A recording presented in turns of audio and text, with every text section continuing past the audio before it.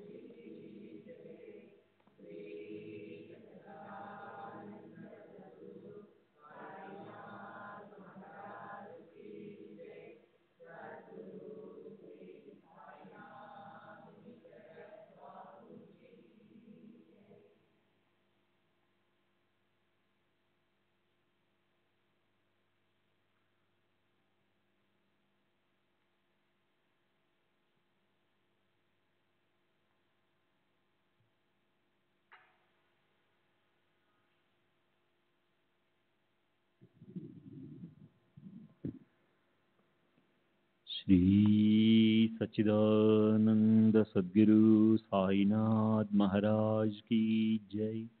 सद्गुरु श्री साईनाथ शरद बाबू जी की जय।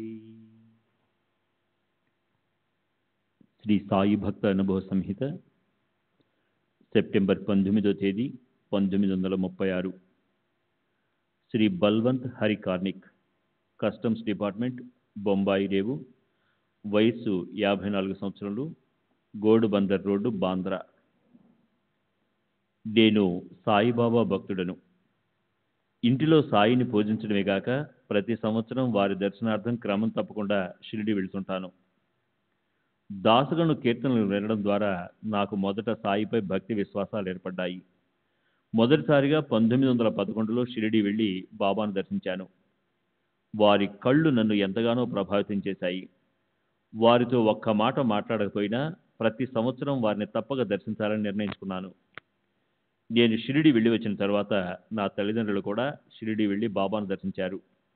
అప్పటి నుండి మా కుటుంబం అంతా నిత్యం సాయిని పూజించడం ఆరంభించాము. నాకు చెప్పుకునేటంతటి అనుభవాలు బాబాతో లేవు.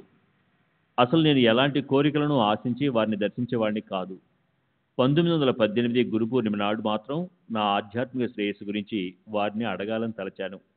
కానీ వారు ప్రసన్నంగా కనిపించనందువల్ల వారినేమీ అడగలేక అసంతృప్తితో బయటకు వచ్చి టాంగా ఎక్కబోతున్నప్పుడు నానావలి వచ్చి నన్ను కౌగిలించుకుని, భగవంతుడు నీకు మేలు చేస్తాడు, అల్లా తెరా అచ్చా కరేగా అన్నాడు. నా భార్య సాయిబాబాను దర్శించిన తరువాత వారి భక్తురాలైంది. ఆమె 1928లో మరణించింది. మరణానికి ముందు ప్రసవానంతరం వచ్చే అస్వస్థతలతో దాదాపు 9 నెలలు బాధపడి చివరకు మృత్యుముఖానికి చేరింది. చివరి 6-7 రోజులు ఆమె పూర్తిగా స్పృహ కోల్పోయింది. నేను ఆమె ముందు బాబా ఫోటోను పెట్టాను. ఆశ్చర్యకరంగా అంతిమ గడియల్లో ఆమెకు స్పృహ వచ్చింది. ఆమె చేతులు జోడించి ముందు బాబాకు, తరువాత నాకు నమస్కరించింది. తరువాత పెద్ద కుమారులను దగ్గరికి పిలిచి చిన్నవారిని జాగ్రత్తగా చూసుకోమని చెప్పి అంతిమ శ్వాస విడిచింది. బాబా కృప వలన ఆమెకు శాంతి, సద్గతి లభించింది. నేను సాధువులు, సత్పురుషులు, సంతులు అన్న పదాలను సమాన అర్థంతో వాడతాను. మొదటిసారి బాబాను దర్శించినప్పుడు వారు నన్ను 10 రూపాయలు దక్షిణ అడిగి పుచ్చుకున్నారు. దాంతో నా దగ్గర తిరుగు ప్రయాణానికి కూడా డబ్బులు మిగలలేదు. ఏం చేయాలో తోచని స్థితిలో ఉన్నప్పుడు నా స్నేహితుడు టోసర్, ప్రస్తుతం స్వామి నారాయణ ఆశ్రమం వాయ్, నా స్నేహితుడు టోసర్ కలిసి నాకు కావలసిన డబ్బు అప్పుగా ఇచ్చాడు. ఒకసారి నేను, నా భార్య పండరిపురం మొదలైన క్షేత్రాలు దర్శించాలని బయలుదేరి ముందు షిరిడి వెళ్ళి బాబాను దర్శించాము. అప్పుడు మా దగ్గర 100 రూపాయలు ఉన్నాయి. షిరిడిలో 2 రోజులు గడిపాము. ఆ 2 రోజులలో బాబా దక్షిణ రూపంలో నా దగ్గర ఉన్న డబ్బంతా తీసుకున్నారు. ఫలితంగా మేము పండరి, ఇతర క్షేత్రాలకు వెళ్ళడం మానుకోవాల్సి వచ్చింది. పండరిపురం మరియు ఇతర పుణ్యక్షేత్రాలు అన్నీ కలిపి షిరిడి అని మాకు పరోక్షంగా బోధించేందుకే బాబా ఇలా చేశారని మాకు అర్థమైంది. మహాత్ముని పాదాల చెంత సకల తీర్థాలు ఉంటాయి. మా దగ్గరున్న డబ్బంతా తీసుకున్న తర్వాత మేము ఇంటికి వెళ్ళడానికి బాబా అనుమతించారు. కానీ నా దగ్గర డబ్బు లేదు కాబట్టి నేను తిరిగి వెళ్ళలేనని షిరిడిలోనున్న నా స్నేహితులతో చెప్పాను. బాబా ఒకసారి అనుమతించిన తర్వాత అక్కడ ఉండడం తప్పని వాళ్ళు చెప్పారు. అప్పుడు అకస్మాత్తుగా నా స్నేహితుడు టోసర్ కనిపించి ఒక అతని వద్ద నాకు కావలసిన డబ్బు అప్పుగా ఇప్పించాడు. బాబా ఎందరో ఫకీర్లను, పేద సాధలను పోషిస్తూ సహాయం చేస్తున్నారు. అందువల్ల వారికి ఇచ్చిన దక్షిణ గొప్ప దానంతో సమానమని నా అభిప్రాయం. నేను బాబాను ఆశ్రయించిన ఫలితంగా నాకు భవిష్యత్తులో రాబోయే విపత్తుల గురించి ముందుగానే తెలిసేది. అంతేకాదు వాటిని ధైర్యంగా ఎదుర్కొనగలిగేవాడిని. శ్రీ సచ్చిదానంద సద్గురు సాయినాథ్ మహారాజ్ కీ జై. సద్గురు శ్రీ సాయినాథ్ శరద్ బాబూజీ కీ జై.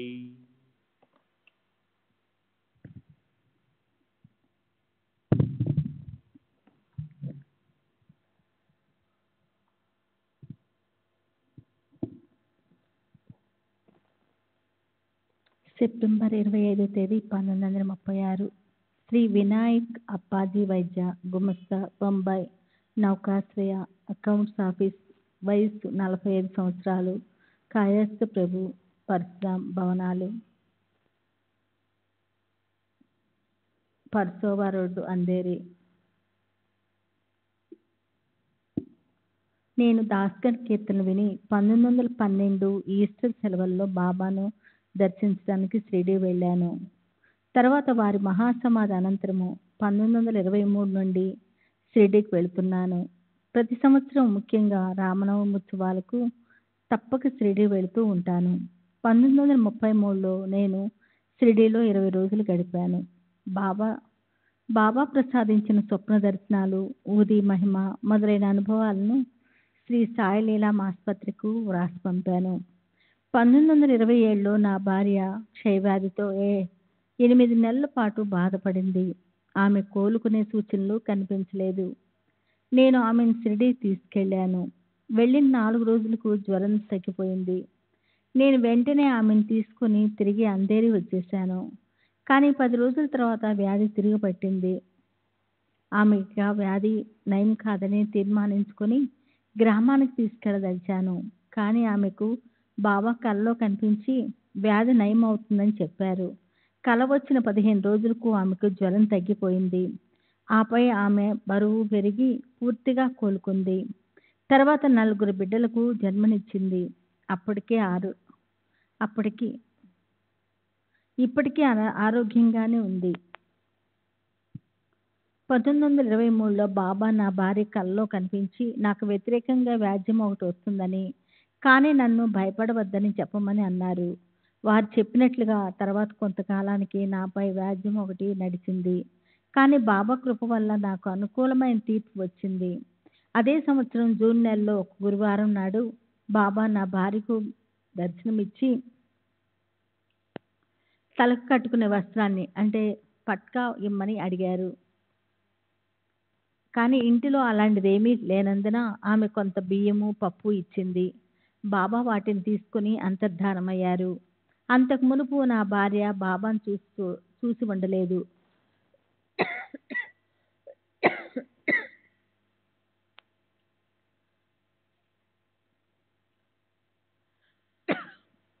కానీ ఆమె దగ్గరికి వచ్చిన వ్యక్తిని వర్ణించిన మీదట వారు తప్పక బాబానే అయి ఉంటారని నేను అనుకున్నాను.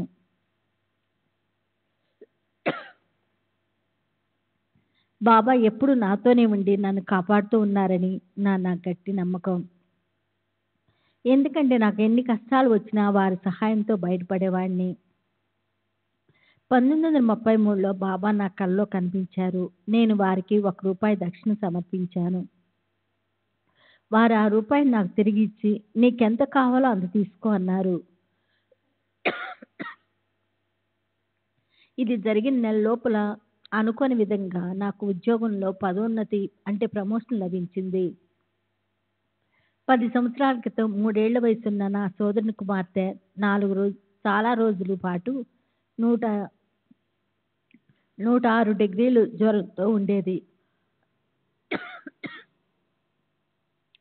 జ్వరంతో బాధపడుతుండేది.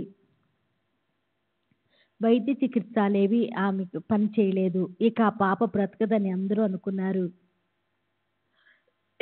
నేను ఆ పాపకు బాబా ఊదినిచ్చాను. 3-4 రోజుల్లో జ్వరం తగ్గిపోయింది. ఇప్పటికీ ఆ పాప ఆరోగ్యంగా చురుగ్గా ఉంది.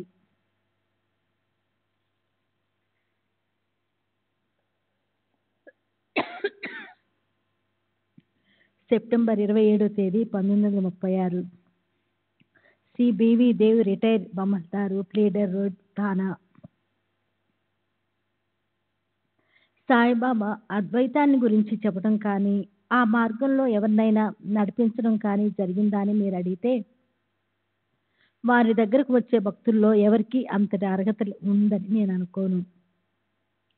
శ్రీ దాబోల్కరు, నానాసాహెబ్ చందోర్కరు, మహల్సాపతి, హరిసీతారాం దీక్షిత్ మొదలైన వారు బాబాకు ప్రథమ శ్రేణి భక్తులు. వీరందరూ ఎవరికి వారు సమర్థులు, సచ్చరులు. మహల్సాపతి సాధు స్వభావుడు, విధేయుడు మరియు దైవభక్తి కలవాడు.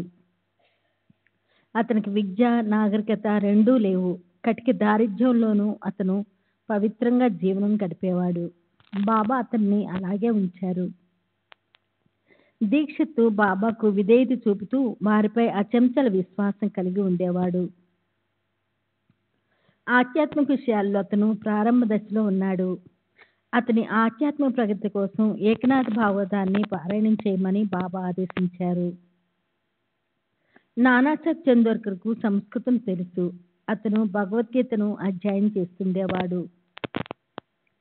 నేను 1911లో పదవి విరామం చేసి బాబా వద్దకు వెళ్ళాను. దీక్షిత్ ఆదేశానుసారము బాబాకు పాద పూజ చేయబోయాను. కానీ బాబా వారించారు. నీవు పూజించిన అవసరం లేదు, దక్షిణ ఇచ్చావు, అది చాలు అన్నారు. నేను బాలకారాంని ప్రశ్నించడం, బాబా కోపట్టం, నన్ను జ్ఞానేశ్వరి పారాయణం చేయమని ఆదేశించడం మొదలైన విషయాలన్నీ శ్రీ దాబోల్కర్ రచించిన శ్రీ సాయి సచ్చరిత్రలో ప్రస్తావించబడి ఉన్నాయి. బాబా ఒకసారి దక్షిణ రూపంలో ఒకటి, తర్వాత ఒకటిగా 4 బంగారు నాణ్యాలను నా వద్ద నుండి తీసుకున్నారు. తర్వాత నేను తీసుకున్నది ఒకటే అన్నారు. నేను 4 ఇచ్చాను. బాబా, నేను కాదనలేదు. నీవు 4 ఇచ్చినా నాకు అందింది ఒకటే.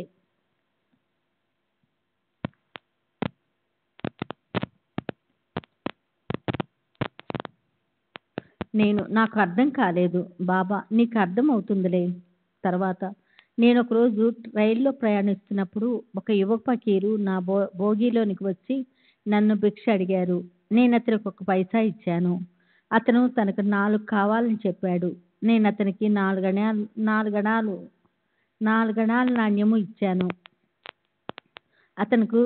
తనకు ఒకటే ఇచ్చినట్లు చెప్పి వెళ్ళిపోయాడు. మరొకసారి నాకు ఒక వృద్ధ సన్యాసి తటస్థపడి తనకేదైనా ఇవ్వమన్నాడు. నేను అతడికి 1 నాణ్యం ఇచ్చాను. కానీ అతను 4 కావాలన్నాడు. ఇలా బాబా వివిధ రూపాల్లో వచ్చి నాకు వారి మాటల్లోని అంతరార్థం బోధించడానికి ప్రయత్నిస్తున్నట్టు అవగతమైంది. నేను వారికి మనస్సు, బుద్ధి, చిత్తము, అహంకారము అను 4 ఇచ్చినా వారు తీసుకునేది ఒకటే. అది ఈ ఆత్మ లేక జీవుడు అన్న విషయం క్రమంగా అర్థమైంది. నేను ఒక హఠయోగి వద్ద ఆ ఆసనాలు నేర్చుకోవటానికి ప్రయత్నించాను. కానీ బాబా నా కల్లో కనిపించి వారించారు. నేను మానేయటానికి ఒప్పుకున్నాను. తర్వాత వారు సుఖాసనంలో ఎలా కూర్చోవాలో నేర్పారు. చాందోర్కరు వేదాంతాన్ని బాగా చదివినవాడు. అతను భగవద్గీతను వ్యాఖ్యాన సహితంగా పఠించి ఉన్నందున దానిలో తనకున్న పాండిత్యానికి ఎంతో గర్వపడేవాడు. బాబా వీటన్నిటి గురించి కానీ సంస్కృతం గురించి కానీ ఏమీ తెలియదనే భ్రమలో ఉండేవాడు. ఒకరోజు బాబా ఒక చిన్న సంఘటన ద్వారా అతనిలోని అహంకారాన్ని చేశారు. ఆ రోజుల్లో బాబా వద్ద జనసందోహం అంతగా ఉండేది కాదు. నానా వంటి సన్నిహిత భక్తులకు మసీదులో బాబాను ఏకాంతంగా కలుసుకొని మాట్లాడే అవకాశం ఉండేది. ఒకరోజు నాన్న బాబా చెంత కూర్చొని ఉన్నాడు. శ్రీ సచ్చిదానంద సద్గురు సాయినాథ్ మహారాజ్ కీ జై. సద్గురు శ్రీ సాయినాథ్ శరత్ బాబూజీ కీ జై.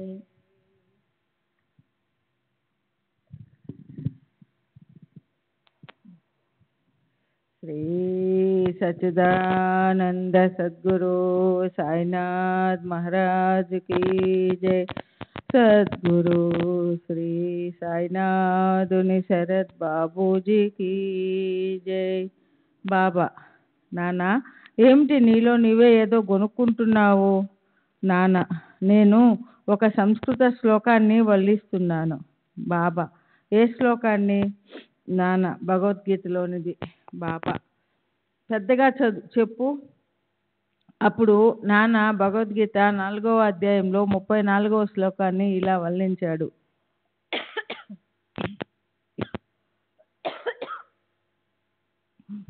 నాన్న, తద్వినితి ప్రణిపాతేన పరిప్రశ్న సేవయా ఉపదేక్షాంతి తే జ్ఞానం జ్ఞానిన సత్వదర్శిన. బాబా, నాన్న, నీకది అర్థమయ్యిందా? అయ్యింది. బాబా, నీకు అర్థమైతే నాకు చెప్పు. నాన్న, దాని తాత్పర్యము ఇది.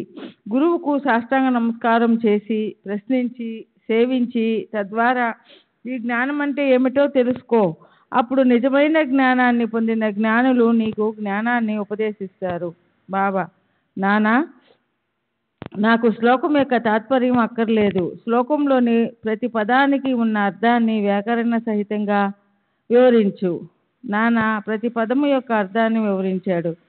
బాబా, నాన్న, గురువుకు కేవలం సాష్టాంగ నమస్కారం చేస్తే చాలునా? నాన్న, ప్రణిపాత అనే పదానికి సాష్టాంగ నమస్కారం అనే అర్థం కాక మరే అర్థం నాకు తెలియదు. బాబా, పరిప్రశ్న అంటే ఏమిటి? నాన్న, ప్రశ్నించడం. బాబా, ప్రశ్న అంటే? నాన్న, అదే ప్రశ్నించడం.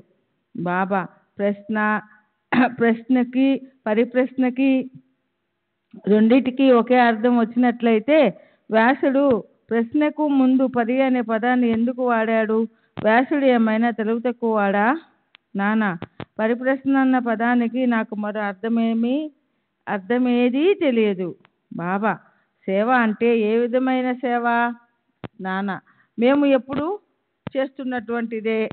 బాబా, ఈ రకమైన సేవ చేస్తే చాలునా? నాన్న, సేవకు మరో అర్థం ఏదైనా ఉందేమో నాకు తెలియదు. బాబా, తరువాత వరుసలో ఉపదేక్షాంతి తే జ్ఞానం అనే పద సముదాయంలో జ్ఞానానికి బదులు మరో పదమేమైనా ఉపయోగించవచ్చునా? నానా ఉపయోగించవచ్చు. బాబా ఏమిటా పదం? నానా అజ్ఞానం. బాబా జ్ఞానానికి బదులు అజ్ఞానం అనే పదం ఉపయోగిస్తే ఈ శ్లోకంలో వేరే అర్థం ఏమైనా వస్తుందా? నానా లేదు. శంకర భాష్యంలో అటువంటి పదప్రయోగం ఏదీ చేయబడలేదు. బాబా అతను చేయకపోయినా పర్వాలేదు. జ్ఞానానికి బదులు అజ్ఞానం అనే పదాన్ని ఉపయోగిస్తే మరింత మేలైన అర్థం వచ్చేటట్లయితే ఆ పదం వాడేందుకు అభ్యంతరం ఏమైనా ఉంటుందా? నానా లేదు. కానీ ఆ శ్లోకంలో అజ్ఞానం అనే పదాన్ని ఉపయోగించడం ఎలాగో నాకు అర్థం కావటం లేదు. బాబా కృష్ణుడు అర్జునుడిని తత్వదర్శనులకు జ్ఞానులకు సాష్టాంగపడమని, ప్రశ్నించమని, సేవ చేయమని ఎందుకు చెప్పాడు? కృష్ణుడు స్వయంగా తత్వదర్శి కాడా? వారు నిజానికి జ్ఞానస్వరూపులే కదా?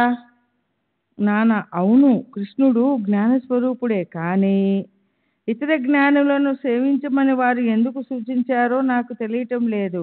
బాబా నీకది అర్థం కాలేదా అని అడగగానే నానాకు తల కొట్టేసినట్లయింది. అతని అహంకారం పటాపంచలయ్యింది. తర్వాత బాబా అతనికి ఇలా వివరించసాగారు. ఒకటి, జ్ఞానుల ముందు కేవలం సాష్టాంగ పడడం ఒక్కటే చాలదు. సద్గురువుకు సర్వస్య శరణాగతి చెందాలి. 2, ఊరికే ప్రశ్నించడం చాలదు. నిజమైన ఆసక్తితో ఆధ్యాత్మిక ఉన్నతిని, మోక్ష సాధనను దృష్టిలో పెట్టుకొని ప్రశ్నించాలి. దురుద్దేశంతో కానీ దుర్బుద్ధితో కానీ గురువును ఇరికించడానికి కానీ వారి తప్పులెంచడానికి కానీ కాలక్షేపానికి కానీ ప్రశ్నించకూడదు. 3, సేవ అంటే ఇష్టం ఉన్నప్పుడు చేసేది, లేనప్పుడు మానేది కాదు. ఈ శరీరానికి యజమాని తాను కాదని, ఇది గురువుకు చెందినదేనని, కేవలం గురువును సేవించుట కొరకే ఈ శరీరం ఉందని భావించాలి. ఈ విధంగా చేస్తే శ్లోకంలో చెప్పినట్లు సద్గురువు జ్ఞానాన్ని బోధిస్తారు అని బాబా చెప్పారు. కానీ గురువు అజ్ఞానాన్ని బోధించడం అంటే ఏమిటో నాకు అర్థం కాలేదు. బాబా జ్ఞానాన్ని ఉపదేశించడం ఎలా? అజ్ఞానాన్ని నిర్మూలించడమే జ్ఞానం. జ్ఞానేశ్వరి 18వ అధ్యాయం 87వ శ్లోకంలో ఇలా ఉంది. ఓ అర్జున, అజ్ఞాన నిర్మూలన ఈ విధంగా ఉంటుంది. కళ, నిద్ర అదృశ్యమైతే నీవుగా మిగులుతావు. అలాగే అజ్ఞానం తొలగిపోతే జ్ఞానం మిగులుతుంది. భగవద్గీత 16వ శ్లోకం గురించి జ్ఞానేశ్వరి 83వ పద్యంలో ఇలా ఉంది. అజ్ఞానాన్ని నశింపజేయడమే జ్ఞానమని కాక జ్ఞానానికి ప్రత్యేక నిర్వచనం ఏదైనా ఉందా? చీకటిని పారద్రోలడమే వెలుగు. ద్వైతాన్ని నశింపజేయడమే అద్వైతం. ద్వైతాన్ని నశింపజేయడం గురించి మాట్లాడేటప్పుడు, అద్వైతాన్ని గురించి, చీకటిని పారద్రోలడం గురించి మాట్లాడేటప్పుడు వెలుతురు గురించి ప్రస్తావిస్తాము. అద్వైతమును పొందాలంటే ద్వైత భావమును మనలో నుంచి తీసివేయాలి. అదే అద్వైత స్థితిని పొందడం. ద్వైతంలోనే ఉండి అద్వైతమును గూర్చి ఎవరు మాట్లాడగలరు? ఎవరైనా ఆ స్థితిని పొందితే తప్ప ఆ వాస్తవాన్ని గ్రహించడం ఎలా సంభవం? శిష్యుడు కూడా మూర్తీభవించిన జ్ఞానమే. సద్గురువు శిష్యుని మధ్య ఉన్న భేదము వారి మనోవైఖరి, సత్యాన్ని గ్రహించుట, అద్భుతమైన మానవాతీత శక్తి, సాటిలేని సామర్థ్యము, దివ్యశక్తి సంపన్నత. సద్గురువు నిర్గుణుడు, సచ్చిదానందుడు. జగత్తును, మానవాళిని ఉద్ధరించుటకు మానవరూపం ధరించిన వాడు.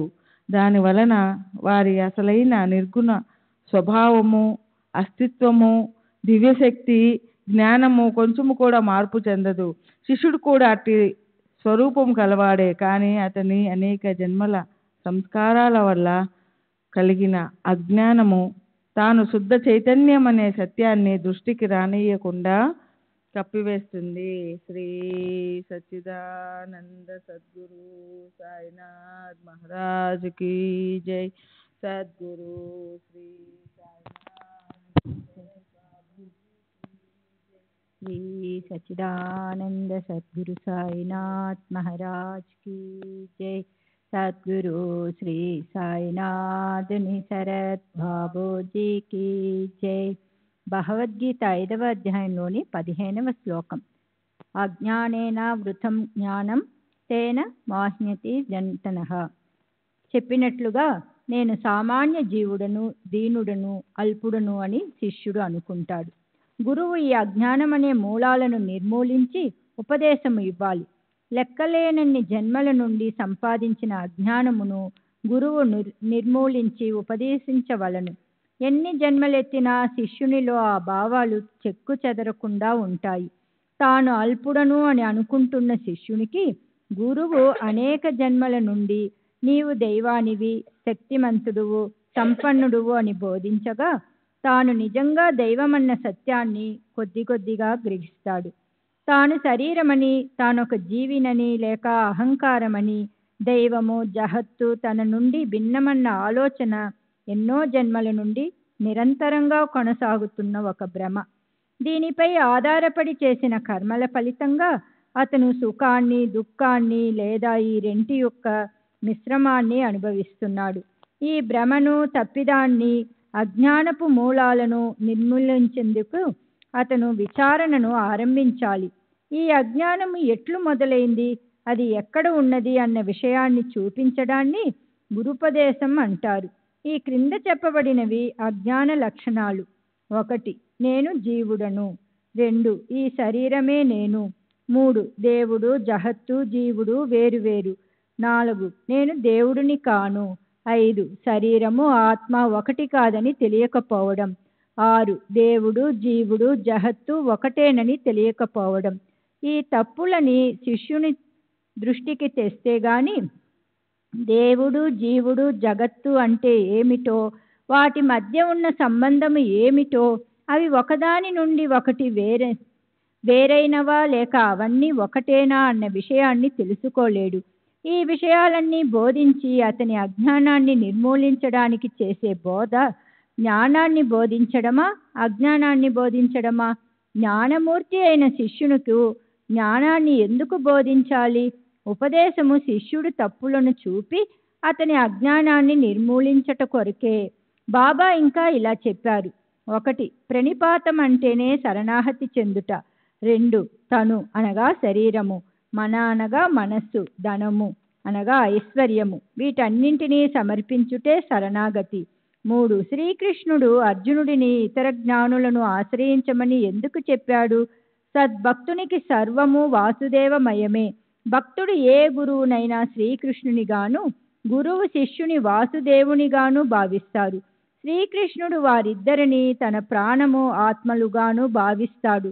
అటువంటి గురువులు, శిష్యులు ఉన్నారని శ్రీకృష్ణునికి తెలియబట్టే వారిని గూర్చి అర్జునుడికి చెప్పాడు. అట్టివారి గొప్పతనము అందరికీ తెలియాలని శ్రీకృష్ణుడు ఆ విధంగా చెప్పాడు. దేవుగారు 13, 12, 1936 చెప్పిన విషయాలు. యేసుక్రీస్తు వల్ల బాబా కూడా కుష్ఠరోగం, గ్రుడ్డితనం, చెముడు, పక్షవాతం మొదలైన రోగాలను నయం చేశారు. దెయ్యాలు, క్షుద్రశక్తులు, మంత్రప్రయోగాల బారి నుండి కాపాడారు. పతితులను పావనులుగా మార్చారు. దుర్మార్గులను సన్మార్గులుగా చేశారు. ఆ వివరాలన్నీ నాకు స్పష్టంగా తెలుసు. దుర్గుణాల పట్ల బాబా ఆగ్రహించిన సంఘటనలు చాలా ఉన్నాయి. నాకున్న లోభగుణాన్ని, ధన వ్యామోహాన్ని ఎలా నివారించారో వివరిస్తాను. నా సర్వీసు కాలం ముగిసిన తరువాత నా ఉద్యోగాన్ని 3 నెలల పాటు పొడిగించారు.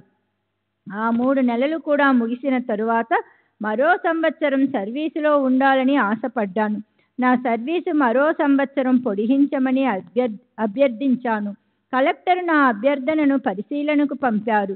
అందరూ చర్చించిన మీదట నా సర్వీసు 1 సంవత్సరం పొడిగిస్తున్నట్లు ఉత్తర్వులు జారీ చేశారు. ఆ విషయంలో నాకు ఒక కల వచ్చింది. కలలో బాబా ఇంకొకరితో కూర్చుని ఉన్నారు. నేను బాబాకు సాష్టాంగ నమస్కారం చేశాను. బాబా, ఈ పుస్తకాలు ఏమిటో నీకు తెలుసా? నేను, తెలియదు. బాబా, ఇవి నీ ఖాతా పుస్తకాలు. వీటిని నేను పరిశీలిస్తున్నాను. నేను, నా ఖాతా పుస్తకాలా? బాబా, అవును. ఇక్కడ చూడు, 17 తరువాత 16 వస్తుందా లేక 16 తరువాత 17 వస్తుందా? నేను, 16 తరువాతే 17 వస్తుంది. బాబా, మరి నీ ఖాతాలో 17 తరువాత 16 ఎలా వచ్చింది? నేను, అది ఎలా జరిగింది బాబా? బాబా, చూడు, నీ ఖాతా ఇదిగో. అంటూ తెరిచిన పుస్తకాన్ని నా వైపు విసిరారు. నేను దానిని పరీక్షించాను. అది నా ఖాతా పుస్తకమే. అవును బాబా, నా ఖాతాలో 17 తరువాతే 16 వచ్చింది. ఇది ఎలా జరిగింది అని అడిగాను. తరువాత నేను ఆ కళ యొక్క అంతరార్థాన్ని గురించి ఆలోచించాను. అది నాకు బోధపడింది. శ్రీ సచ్చిదానంద సద్గురు సాయినాథ్ మహారాజ్ కీ జై. సద్గురు శ్రీ సాయినాథుని శరత్ బాబూజీ కీ జై.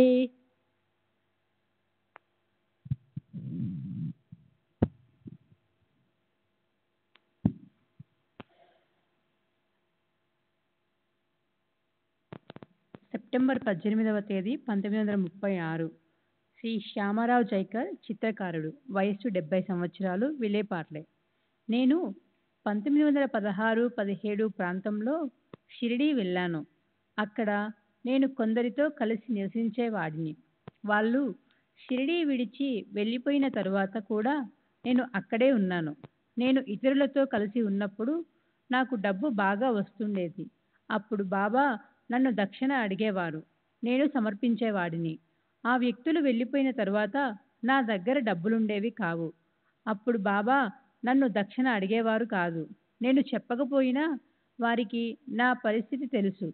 నా 16వ ఏట ఒక బ్రహ్మచారి నాకు శివమంత్రాన్ని ఉపదేశించాడు. ఆ తరువాత ఒక సన్యాసి దీనికి తోడుగా శక్తి మంత్రాన్ని ఉపదేశించాడు. నేను బాబా వద్దకు వెళ్ళేటప్పటికీ ఈ మంత్రోపదేశాలన్నీ జరిగి ఉన్నాయి. బాబా ప్రతి ఒక్కరిని వారి వారి గురువులను పూజించుకోమని, వారి గురువు ఉపదేశించిన మంత్రాలనే జపిస్తూ ఉండమని చెప్పేవారు. బాబా నైతిక విలువల గూర్చి మాత్రం బోధించేవారు. ఉదాహరణకు, పవిత్రంగా ఉండమని, సత్యాన్నే పలకమని, అందరినీ సమాన దృష్టితో చూడమని చెప్పేవారు. నాకు షిరిడీలో కొంతమంది వ్యక్తులు తెలుసు. రాధాకృష్ణ ఆయి దగ్గరకు నేనెప్పుడూ వెళ్ళలేదు. వెళ్ళవలసిన అవసరం నాకు రాలేదు. నానావళి నాకు తెలుసు. అతడు ఒక ప్రమాదకరమైన వ్యక్తి. బాబా అతనితో సహవాసం చేయవద్దని నాతో చెప్పారు. మొదట నేను, డాక్టర్ పిల్లే అతనితో సన్నిహితంగా ఉండేవాళ్ళం. ఒకసారి నానావళి డాక్టర్ పిల్లేను కొట్టాడు. అప్పటి నుండి అతని సహవాసం మేము మానివేశాము. నానావళి బాబాను పూజించేవాడు కాదు, కానీ వారిని మర్యాదపూర్వకంగా చూసేవాడు. దుశ్చేష్టలు మానమని నానావళిని బాబా హెచ్చరించేవారు. బాబా ఒక్కొక్కసారి అతడిని కొట్టేవారు కూడా. నేను షిరిడీలో ఉన్న 8 నెలలలో బాబా నోటి గుండా ఎన్నో సూక్తులు, ప్రవచనాలు విన్నాను. కానీ నాకు ఇప్పుడు అవేవీ జ్ఞాపకం లేవు. బాబా ఎప్పుడూ అద్వైతాన్ని గురించి ఎవరితోనూ చెప్పగా నేను వినలేదు. భక్తులు చాలా వరకు ఆరోగ్యము, ఐశ్వర్యము మొదలైన ప్రాపంచిక కోరికలను ఆశించి మాత్రమే బాబాను దర్శించేవారు. బాబా వారి కోరికలను నెరవేర్చేవారు. బాబా కృపాదృష్టి ఎప్పుడూ నాపై ఉన్నందువలన నేను సంతృప్తిగా ఉన్నాను. నా 2 కుమారులు మరణించినప్పటికీ బాబా నాకు ధైర్యాన్ని కలుగజేశారు. బాబా మన అవసరాలకు అనుగుణంగా డబ్బు కూడా ఇస్తున్నప్పటికీ డబ్బు మాత్రమే ఆశించి వారి దగ్గరకు వెళ్ళకూడదు. బాబా తమ మసీదు గోడలన్నీ బంగారంతో చేసినవని, ప్రజలు ఇక్కడికి వచ్చి ఈ సంపదనంతా బండ్లలో నింపుకొని తీసుకొని వెళ్ళాలని కోరుకునేవారు. కానీ అలా తీసుకుపోయేవారు ఎవరూ లేరని వాపోయేవారు. 17/10/1936 నాడు చెప్పిన విషయాలు. రావు బహదూర్ ఎంవి ప్రధాన్ నిలువెత్తు బాబా తలవర్ణ చిత్రాన్ని గీయమని నన్ను కోరాడు. అందుకని నేను బాబాను స్వయంగా చూడడానికి మొదటిసారిగా షిరిడీకి వెళ్ళాను. మసీదుకు వెళ్ళి బాబాను పరిశీలించి చూశాను. వారు నన్నలాగే చూశారు. బాబా తైలవర్ణం చిత్రం వేయడానికి వారి అనుమతి కావాలి కనుక మాధవరావు దేశపాండే శ్యామ బాబా వద్దకు వెళ్ళి వారి అంగీకారం కోరాడు. అప్పుడు బాబా, పేద ఫకీరునైన నాకు తైలవర్ణ చిత్రం ఎందుకు శ్యామ, నీవు నీ చిత్రాన్ని గీయించుకోరాదు అన్నారు. కానీ చివరకు చిత్రం వేసేందుకు బాబా అనుమతినిచ్చారని శ్యామ వచ్చి నాతో చెప్పాడు. ప్రధాన్ నన్ను ఒక చిత్రాన్ని గీయమన్నాడు. కానీ నేను 3 చిత్రాలను గీశాను. ప్రధాన్ 2 చిత్రపటాలను తీసుకొని 3వ దానిని బాబా వద్దకు తెచ్చి బాబా స్పర్శతో పవిత్రం చేయించి దీక్షిత్కు ఇచ్చాడు. ఆ చిత్రపటాన్ని దీక్షిత్ బంగాళాలో ఉంచి ఈనాటికి పూజించుకుంటున్నాడు. తరువాత నేను బాబా పెద్ద చిత్రాన్ని మరొకటి కూడా గీశాను. చాలా సంవత్సరాలు దానిని ఉపయోగించకుండా ఉంచారు. ఇప్పుడది మసీదులో ఉంది. ఎంతోమంది భక్తులకు సాయి పట్ల భక్తి ప్రపత్తులు పెంపొందించుకునేందుకు ఆ ఫోటో ఉపయోగపడుతుంది. బాబా నాపై ఎంతో దయ చూపేవారు. నేను బాబాతో పాటు ఇతర అన్ని విషయాలను నిర్లక్ష్యం చేసినందుకు ఎంతో సిగ్గుపడుతున్నాను. నేను ఒక విచిత్రమైన స్వభావం కలవాడిని. ఏ పనిని సక్రమంగా చేసేవాడిని కాదు. బాబాకు ఈ విషయం బాగా తెలుసు. ఒకసారి నేను చిన్న వెండి పాదుకలను చేయించి బాబా దగ్గరకు తీసుకెళ్లాను. ఆ పాదుకలను బాబా స్వహస్తాల మీదుగా తీసుకొని పూజించుకోవాలని నా కోరిక. బాబా నా చేతిలోని పాదుకలను నన్ను చూశారు. వాటిని తమ చేతుల్లోనికి తీసుకున్నారు. కానీ వాటిని నాకు ఇచ్చేందుకు బదులు తమ చేతులు క్రిందికి వంచారు. ఆ పాదుకలు క్రిందికి జారి నేలపై పడిపోయాయి. నేను ఆ పాదుకలనే పూజించదలిచి వాటిని తీసుకున్నాను. కానీ అదే రోజు సాయంత్రం మాసిన గుడ్డలతో పాటు నా జేబులో నుండి పాదుకలున్న చొక్కాను కూడా చాకలికి వేశాను. అవి తిరిగి నా దగ్గరకు రాలేదు. బాబాకు నా నిర్లక్ష్య స్వభావం తెలుసు. నేనెలాగూ వాటిని చేజార్చుకుంటానని ముందే తెలుసు కనుక వాటిని పూజించుకునేందుకు నా చేతికి ఇవ్వకుండా వారే చేజార్చి చూపించారు.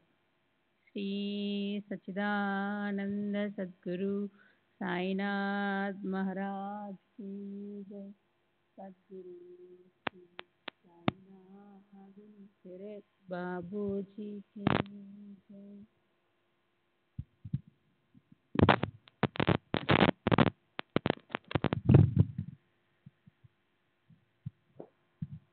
శ్రీ సచ్చిదానంద సద్గురు సాయినాథ్ మహారాజ్ కీ జై. సద్గురు శ్రీ సాయినాథుని శరత్ బాబూజీ కీ జై. నేను ఒక సందర్భంలో సంతానం లేని ధనవంతురాలైన ఒక మహమ్మదీయ గోశాస్త్రికి 4,000 రూపాయలు అప్పుగా ఇచ్చాను. నాది 8 మంది కొడుకులతో కూడిన పెద్ద కుటుంబం అయినందువల్ల డబ్బు వసూలు చేసుకోవడం తప్పనిసరి అయింది. కానీ ఆమె ఎంతకు డబ్బు పంపలేదు. బాబా నాపై దయచూపి అప్పు వసూలు కావడంలో సహాయపడతారని తలచి నేను వారి వద్దకు వెళ్ళాను.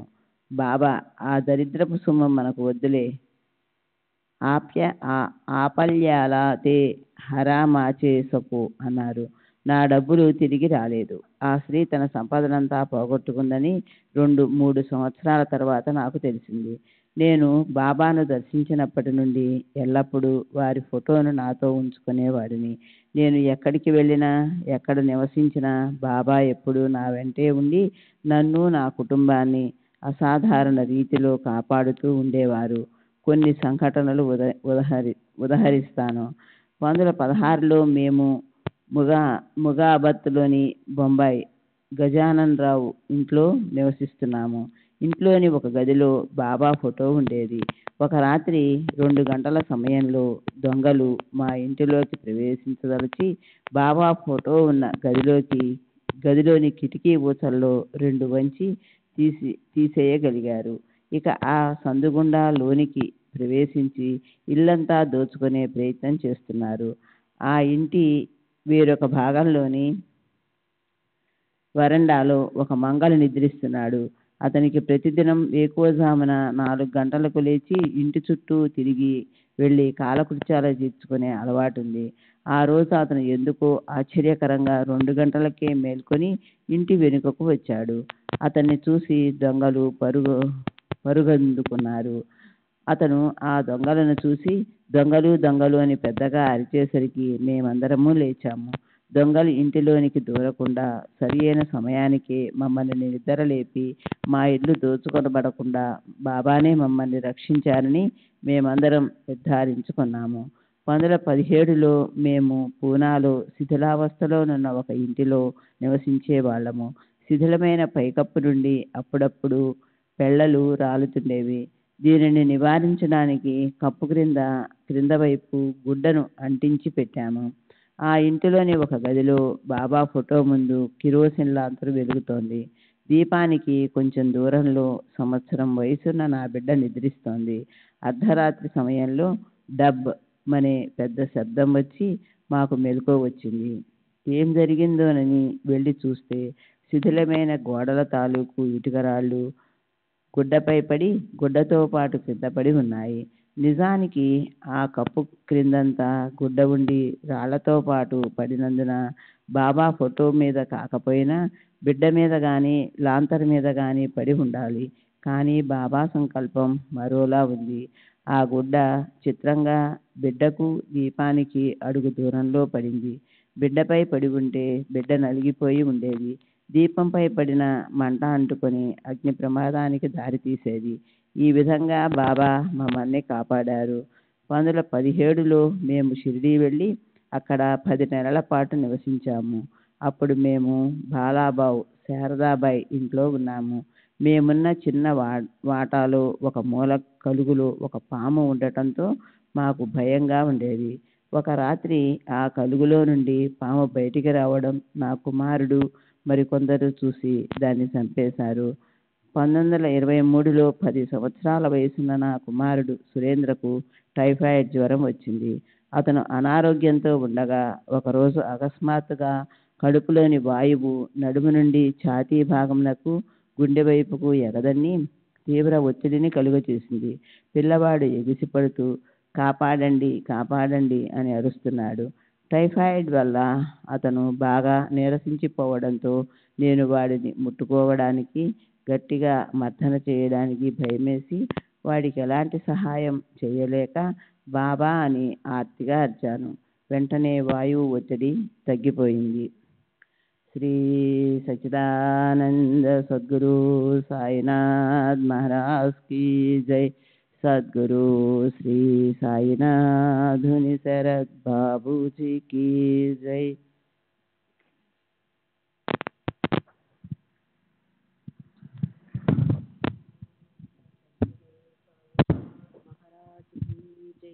సద్గురు శ్రీ సాయినాథుని శరత్ బాబూజీకి జై. ఆధ్యాత్మిక బోధ విషయంలో నేరుగా సలహాల రూపంలోనూ దక్షిణల విషయంలో సంజ్ఞల రూపంలోనూ బాబా సహాయం నాకు అందేది. ఒకసారి బాబా నాతో నీవెంత నాటుతావో అంతే ఫలితాన్ని పొందుతావు అని చెప్పారు. మరో సందర్భంలో మనం గురువును సేవించాలి అన్నారు. బాబా నాకు ఏ మంత్రము ఉపదేశించలేదు. కానీ నేను అంతకు ముందే నా 20వ సంవత్సరంలో ఒక గురువు నుండి ఉపదేశం పొంది వారు నిర్దేశించిన 12 సంవత్సరాల కాలపరిమితి కన్నా ఎక్కువే ఆ మంత్రాన్ని జపించాను. నైతిక విలువల గురించి ప్రవర్తన గురించి బాబా ఎక్కువగా బోధించేవారు. ఒకసారి భక్తులతో ఏ విషయాన్నైనా మనమే స్వయంగా చూసి తెలుసుకోవాలి. ఇతరులను ప్రశ్నించి వారి యొక్క అభిప్రాయాలు అనుభవాలు సేకరించడంలో ప్రయోజనం ఏముంది అన్నారు. ఆ సమయంలో మాలో ఒకడు ఇతరులను సాయిబాబా సిద్ధుడా అవతార పురుషుడా మొదలైన ప్రశ్నలు అడుగుతుండేవాడు. ఎవరికైనా బాబాను స్వయంగా దర్శించి వారితో బంధం ఏర్పరచుకొని స్వయంగా తనంతట తానే నిర్ధారించుకునే అవకాశం ఉన్నప్పుడు ఇతరుల భావాలను అనుభవాలను తెలుసుకోవాలనుకోవడాన్ని బాబా నిరసించేవారు. బాబాకు అతి విధేయుడిగా పేరుగాంచిన దీక్షిత్ గురించి కూడా బాబా ఒకసారి ఇలా వ్యాఖ్యానించారు. బాబా దీక్షిత్ని పిలిచి 30 రూపాయలు దక్షిణ అడిగారు. దీక్షిత్ తన దగ్గర డబ్బు లేదని చెప్పాడు. బాబా ఆ డబ్బును బాబు సాహెబ్ జోగును అడిగి తెమ్మన్నారు. దీక్షిత్ మసీదు ప్రాంగణం దాటకముందే బాబా అతనిని ఉద్దేశిస్తూ నిలకడలేని మనిషి అన్నారు. ఆ సమయంలో దీక్షిత్ ప్రతి విషయంలోనూ బాబాను సంప్రదించి వారి సలహాల మేరకు నడుచుకోవడానికి బదులు తన పాత అలవాటు ప్రకారం బాబాను గురించి విచారణలు జరుపుతూనే ఉన్నాడు. ఇదంతా బాబా సమాధి చెందడానికి కొంతకాలం ముందు జరిగింది. తరువాత దీక్షిత్ వైఖరిలో నిస్సందేహంగా మార్పు వచ్చింది. శ్రీ సచిదానంద సద్గురు సాయినాథ్ మహారాజ్ కి జై. సద్గురు శ్రీ సాయినాథ్ శరత్ బాబు.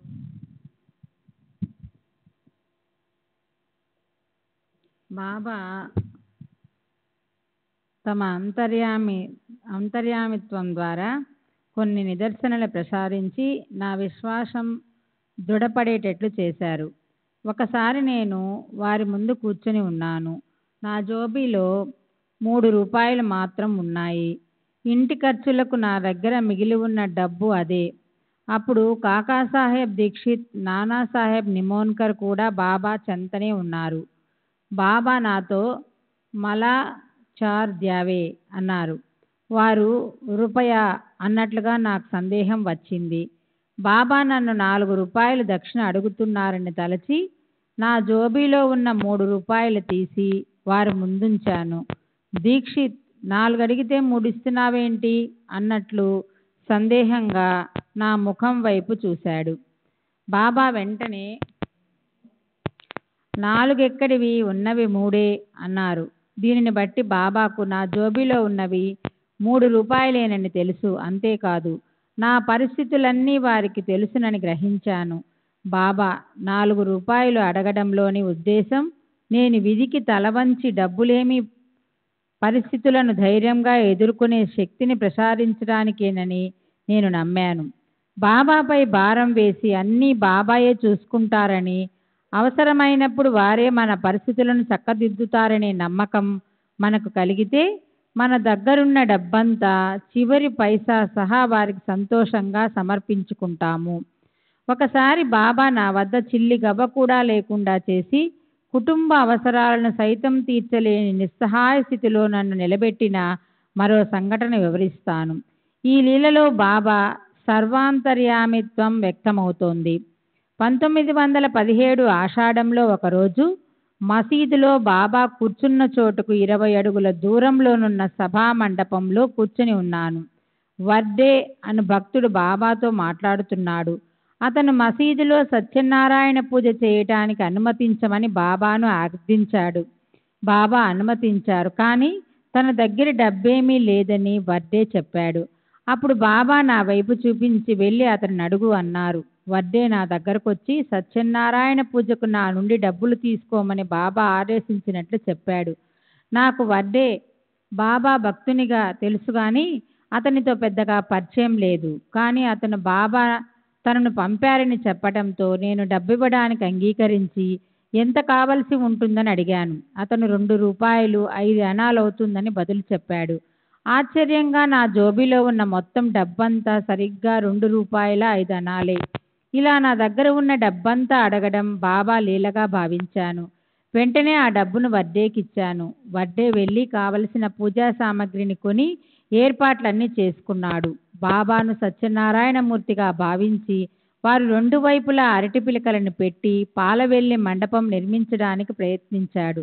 కానీ బాబా ఆక్షేపణ తెలిపారు.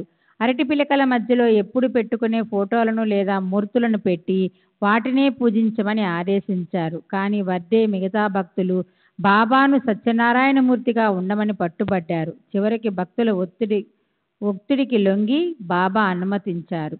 శ్రీ సచ్చిదానంద సద్గురు సాయినాథ్ మహారాజ్ సద్గురు శ్రీ సాయినాథుని శరత్ బాబూజీ కీ జై.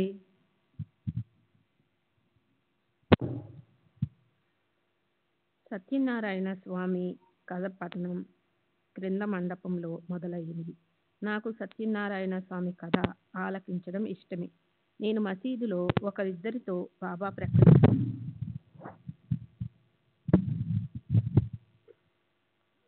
బాబా ప్రక్కనే కూర్చొని కథా శ్రవణం చేస్తున్నాను. వెంటనే నా మనసులో ఆందోళన మొదలై సంఘర్షణగా మారింది. ఒకవైపు సత్యనారాయణ స్వామి కథ పారాయణ, మరోవైపు బాబా ప్రత్యక్ష సన్నిధి. ఈ రెండింటిలో దేనిపై ధ్యాస పెట్టాలో నిర్ణయించుకోలేకపోయాను. పైగా పారాయణ చేస్తున్న పూజారి కన్నా ఎత్తులో కూర్చొని నేను కథ వినడం భావ్యం కాదు. దిగి వెళ్ళడమా లేక అక్కడే కూర్చుని వినడమా? ఈ సమస్యతో మదన పడుతున్నప్పుడు బాబా నా ఆలోచన పసిగట్టి దిగి వెళ్ళి అక్కడ కూర్చో అని ఆదేశించారు. వారు చూపిన స్థలం పూజారికి సమీపంలోనూ తక్కువ ఎత్తులోనూ ఉంది. ఆ విధంగా నేను ఏది నిర్ణయించుకోలేనప్పుడు బాబా నాకు పరిష్కారం చూపారు. అకారణంగా హింసించబడే మూగజీవుల పట్ల బాబా ఎంతో కరుణ చూపుతారని, ఆ జీవులకు గల ప్రమాదకర రుగ్మతలను తమ అద్భుత శక్తితో నివారించి వాటికి ఆశ్రయమిచ్చి రక్షిస్తారని నిర్ధారించేందుకు ఈ సంఘటనే నిదర్శనం. నేనొకరోజు దీక్షిత్వాడ వరండాలో ఉన్నాను. అప్పుడొక చిన్న తెల్ల కుక్కపిల్ల పెద్ద కుక్కలను తరుముతూ ఉండడం చూసి ఆశ్చర్యపోయాను. చిన్న కుక్క పిల్లకు పిచ్చి పట్టిందని, అది కరుస్తుందని భయపడి పెద్ద కుక్కలు పారిపోతున్నాయని స్పష్టంగా తెలుస్తుంది. కొందరు గ్రామస్తులు పిచ్చి పట్టిన కుక్క పిల్లను చంపాలని కర్రలతో దానిని వెంటపడ్డారు. ఇదంతా జరుగుతూ ఉండగా నేను మసీదుకి వెళ్ళాను. ఆ కుక్కపిల్ల భయంతో పరిగెత్తి చివరికి మసీదులోనికి జొరబడి బాబా వెనక దాగింది. బాబాను శరణుజొచ్చితే తనను వారు కాపాడగలరని, గ్రామస్తులు బాబా వద్ద తనను ఏమీ చేసే సాహసం చెయ్యరని దానికి అనిపించినట్లుంది. దానిని తరుముతున్న గ్రామస్తులు దూరంగా నిలబడి కుక్కపిల్ల బయటికి వస్తే దానిని చంపాలని వేచి ఉన్నారు. నిస్సహాయమైన మూగజీవి పట్ల అమానుషంగా ప్రవర్తించినందుకు బాబా వారిని తీవ్రంగా తిట్టిపోశారు. కానీ అది పిచ్చిదని, దానిని తప్పకుండా చంపాలని వారు బదులు చెప్పారు. బాబా కోపంతో వాళ్ళని ఇంకా తీవ్రంగా తిట్టి అక్కడి నుండి వెళ్ళిపోమని ఆదేశించారు. ఇది జరిగే సమయంలో నేను, డాక్టర్ పిళ్ళే బాబా దగ్గరే కూర్చొని ఉన్నాము. ఆ పిచ్చి కుక్క వల్ల మాకేదైనా ప్రమాదం సంభవిస్తుందేమోనని మేము భయపడ్డాము. చివరికి గ్రామస్తులు వెళ్ళిపోవడంతో ఆ కుక్క రక్షింపబడింది. బాబా ఎంతో దయతో దాని పిచ్చి నయం చేసి ప్రాణం కాపాడారని నేను పిళ్ళేతో చెప్పాను. నిజానికి ఆ కుక్కపిల్ల పరిస్థితి ఏమిటో, దాని జబ్బును ఎలా నివారించాలో, దాన్ని ఎలా రక్షించాలో బాబాకు మాత్రమే తెలుసు. శ్రీ సచ్చిదానంద సద్గురు సాయినాథ్ మహారాజ్ కీ జై. సద్గురు శ్రీ సాయినాథుని శరత్ బాబూజీ కీ జై.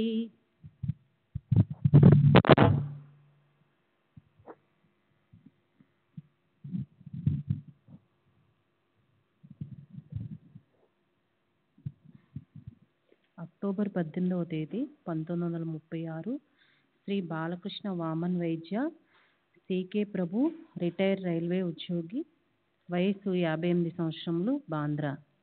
నా మొదటి షిరిడి యాత్ర 1910-11లో జరిగింది. నేను నా కుటుంబంతో సహా వెళ్ళి అక్కడ 4-5 రోజులు గడిపాను. బాబా మమ్మల్ని అందరినీ ఎంతో దయతో ఆదరించి ఆశీస్సులు ఇచ్చారు. షిరిడి బయలుదేరక ముందే వారి కృప ప్రకటమైంది. నేను సెలవు మరియు పాసుల కోసం GIP రైల్వే అధికారులకు ఆర్జీ పెట్టుకున్నాను. కానీ కొన్ని అర్జెంటు పనులు చేయవలసి ఉన్నందున నాకు సెలవు మంజూరు అవటానికి అవరోధం ఏర్పడింది. అయినప్పటికీ సాయి భక్తుడైన మా హెడ్ గుమస్తాపై పై అధికారికి నా సెలవు ఆర్జీ పంపాడు. నాకు సెలవు మంజూరైంది. ప్రయాణంలో కూడా సాయి అనుగ్రహం మాకు లభించింది. మేం కోపర్గాం చేరేసరికి చీకటి పడింది. అప్పుడు కోపర్గాం నుండి షిరిడి వెళ్లే మార్గంలో దోపిడీ దొంగల భయం ఎక్కువగా ఉండేది. అందువల్ల మేము మాట్లాడుకున్న టాంగావాడు మమ్మల్ని ఉదయం వరకు అక్కడే ఆగిపోమ్మని చెప్పాడు. కానీ బాబా మనకు తోడున్నారని, వారు మనకు ఏ ఆపద కలగనివ్వరని అతనికి చెప్పి బయలుదేరాము. అప్పుడు మరి కొందరు ప్రయాణికులు కూడా మా టాంగాతో పాటు వస్తామని చెప్పారు. ఆ విధంగా మాకు ఆ సమయంలో తోడు దొరికింది. దారిలో మాకు కొన్ని టాంగాలు షిరిడి నుండి వస్తూ, కొన్ని షిరిడి వెళుతూ కనిపించాయి. ఇలా దారి దోపిడీ సంఘటనలేమీ జరగకుండా బాబా మాకు సహాయపడి మమ్మల్ని క్షేమంగా షిరిడి చేర్చారు. మేం షిరిడీలో దిగేటప్పటికి రాత్రి 1 గంట అయ్యింది. సాటేవాడలో బస చేశాము. మరుసటి రోజు సంక చతుర్థి కావున ఉపవాసం ఉండాలి. అందుకని ఈరోజు నిరాహారంగా ఉండకుండా నాతో పాటు ఏదో కొంత పలహారం చేయమని బలవంతం చేసి నా కుటుంబ సభ్యుల చేత తినిపించాను.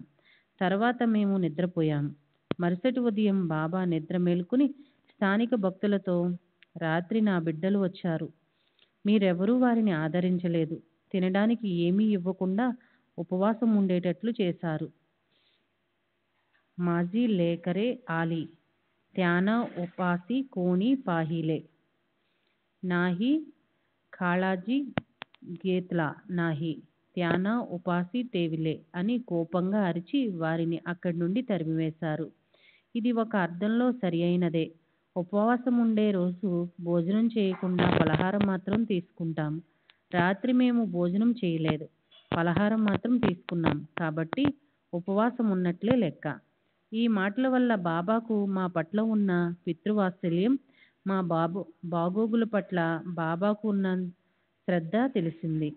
ఆ భక్తులు వచ్చి మాకు బాబా అన్న మాటలు చెప్పి మేము రాత్రి పలహారం తీసుకున్న సంగతి బాబాకు తెలియజేయమని, మాకు ఆదరణ లభించిందని చెప్పమని అభ్యర్థించారు. తర్వాత మేము మసీదుకెళ్ళి బాబాను దర్శించినప్పుడు వారితో అలాగే చెప్పాము.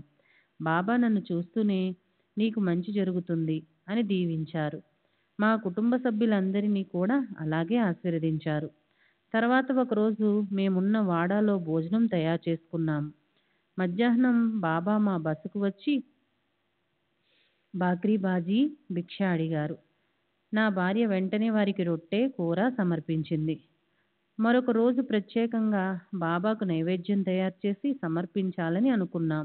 కానీ ఆ రోజు నైవేద్యం తయారు చేయటం ఆలస్యమైంది. ఈలోగా భక్తులందరూ నైవేద్యాలు మసీదుకు తీసుకువెళ్ళి బాబా ముందుంచారు. బాబా మా నైవేద్యం కొరకు ఎదురు చూస్తూ భక్తులను వేచి ఉండమన్నారు. నేను నైవేద్యం తీసుకుని వెళ్ళిన వెంటనే దానిని తమకు దగ్గరగా ఉంచమని చెప్పి తర్వాత మాకు ప్రసాదం ఇచ్చి ఆశీర్వదించారు. బాబాకు మా పట్ల ఉన్న కృప, ఆదరణను తెలుపుతాను. మేం బయలుదేరేటప్పుడు బాబా వద్దకెళ్ళి నా కుటుంబంతో సహా నాసిక్ వెళ్ళడానికి అనుమతించమని వేడుకున్నాను. వెళ్ళు, నాసిక్ వెళ్ళు. అసలు నాసిక్కు వెళ్ళడం ఎందుకు?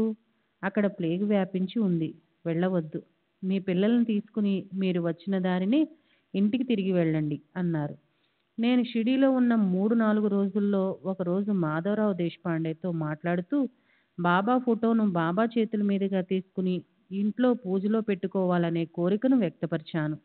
ఆ ప్రక్కనే ఉన్న బాబా వెంటనే నన్ను ఒక ఫోటోను తీసుకోమని చెప్పి దానిని వారి చేతి స్పర్శతో పునీతం చేసి నాకు ఇచ్చారు. నేను ఆ ఫోటోను ఈనాటికి నిత్యం పూజిస్తుంటాను. వారిని పూజించకుండా నేను భోజనం కూడా చేయను. మా తిరుగు ప్రయాణం అప్పుడు కూడా బాబా మాకు మార్గం చూపి మమ్మల్ని రక్షించారు. మేం వారి అనుమతి కోసం వెళ్ళినప్పుడు మీరు ఇప్పుడు బయలుదేరడం మంచిది అన్నారు. మేం వెంటనే టాంగా మాట్లాడుకుని బయలుదేరాం. మా టాంగా కోపర్గాం స్టేషన్ చేరేసరికి మేమెక్కవలసిన రైలు ప్లాట్ఫామ్ విడిచి వెళుతూ ఉంది. అలా రైలు తప్పిపోవడం మంచి శకునంగా అనిపించలేదు. మేము ఆ రాత్రి కొన్ని గంటలు స్టేషన్లోనే గడిపి మరుసటి ఉదయం మన్మాడ్ రైలు ఎక్కాం. అప్పుడు తెలిసిన విషయం ఏమిటంటే ముందు సాయంత్రం బొంబాయి వెళ్లేందుకు మేము ఎక్కవలసిన రైలు ప్రమాదానికి గురి అయిందని, ఫలితంగా ఒక బోగి నుజ్జు అయిందని.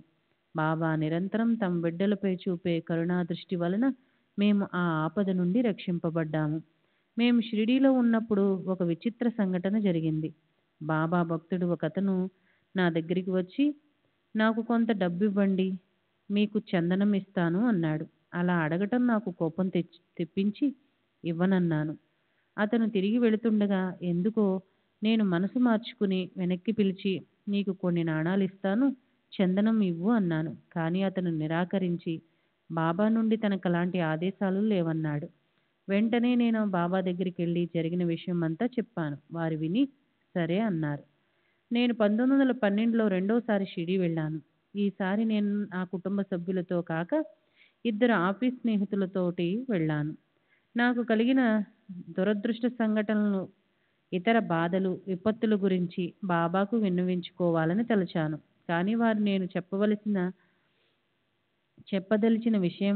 విషయాన్నంతా ముందే గ్రహించినట్లు నన్ను చూసిన వెంటనే నిశ్చితంగా ఉండు, భయపడకు అన్నారు. వారి కృప, అండదండలు ఉన్నంత వరకు నేను దేనికి భయపడనని వారికి బదులు చెప్పాను. మేము ఆఫీస్కు ఒక్కరోజు మాత్రమే సెలవు పెట్టి వచ్చాము. అందువల్ల తిరిగి వెళ్ళటానికి అనుమతి ఇవ్వవలసిందిగా బాబాను ప్రార్థించాను. కానీ వారు నాకు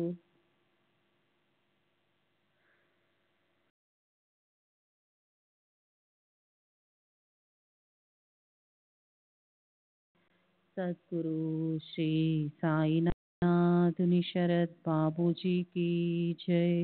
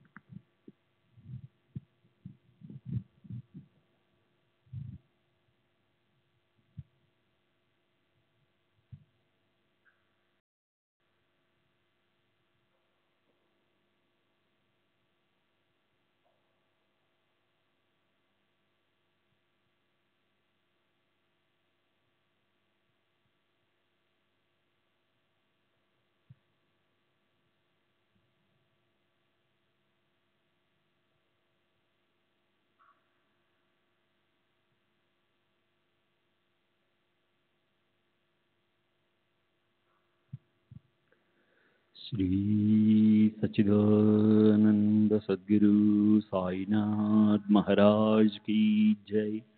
सद्गुरु श्री साईनाथ शरद बाबूजी की जय. साई रहम नजर करना, बच्चों का पालन करना. साई रहम नजर करना, बच्चों का पालन करना. जाना तुमने जगत पसार, सब ही झूठ जमाना. जाना तुमने जगत पसार, सब ही झूठ जमाना. साई रहम नजर करना, बच्चों का पालन करना. साई रहम नजर करना, बच्चों का पालन करना. मैं अंधा हूँ बंदा आपका, मुझसे पद दिखलाना. मैं अंधा हूँ बंदा आपका, मुझसे पद दिखलाना. साई रहम नजर करना, बच्चों का पालन करना. रहम नजर करना, बच्चों का पालन करना. दासगणों कहे अब क्या बोलूं, थक गई मेरी रसना. दासगणों कहे अब क्या बोलूं, थक गई मेरी रसना. साई रहम नजर करना, बच्चों का पालन करना. साई रहम नजर करना, बच्चों का पालन करना. रहमो नजर करो अब मोरे साई, तुम बिना नहीं मुझे माँ बाप भाई. रहमो नजर करो, मैं अंधा हूँ बंदा तुम्हारा. मैं अंधा हूँ बंदा तुम्हारा, मैं ना जानू, ना जानू, मैं ना जानू, अल्लाह इलाही रहमो नज़र करो, रहमो नज़र करो, अब मोरे साई तुम बिना नहीं मुझे माँ बाप भाई, रहमो नज़र करो। काली जमाना मैंने गमाया, काली जमाना मैंने गमाया, साथी आखिर का, साथी आखिर का, साथी आखिर का, तुम बिना कोई, रहमो नज़र करो, रहमो नज़र करो, अब मोरे साई तुम बिना नहीं मुझे माँ बाप भाई, रहमो नज़र करो। अपने मस्जिद का झाड़ू गड़ो है, अपने मस्जिद का झाड़ू गड़ो है, मालिक हमारे, मालिक हमारे, मालिक हमारे, तुम बाबा साई, नमो नज़र करो, रहमो नज़र करो, अब मोरे साई तुम बिना नहीं मुझे माँ बाप भाई, रहमो नज़र करो। श्री सच्चिदानंद सद्गुरु साईनाथ महाराज की जय। सद्गुरु श्री साईनाथ शरद बाबू जी की जय।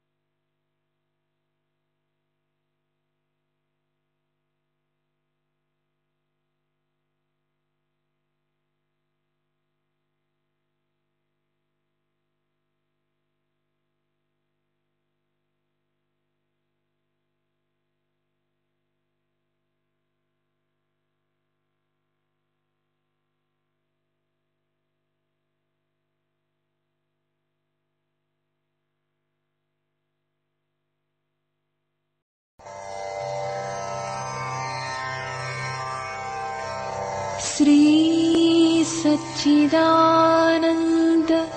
सद्गुरु साईनाथ महाराज की जय।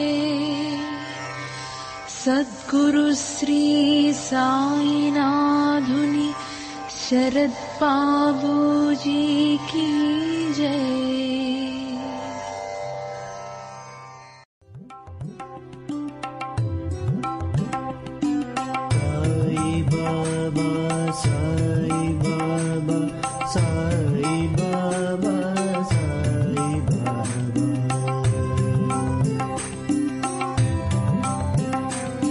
Sai Baba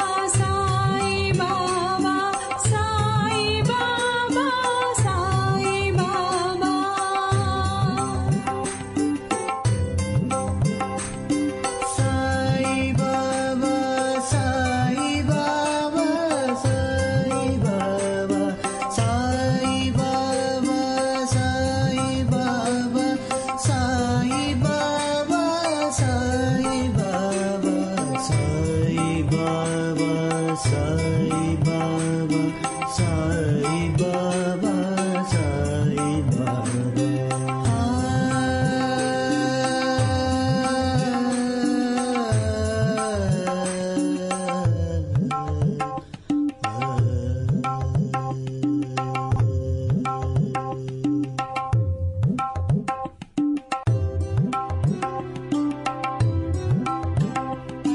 Sai Baba, Sai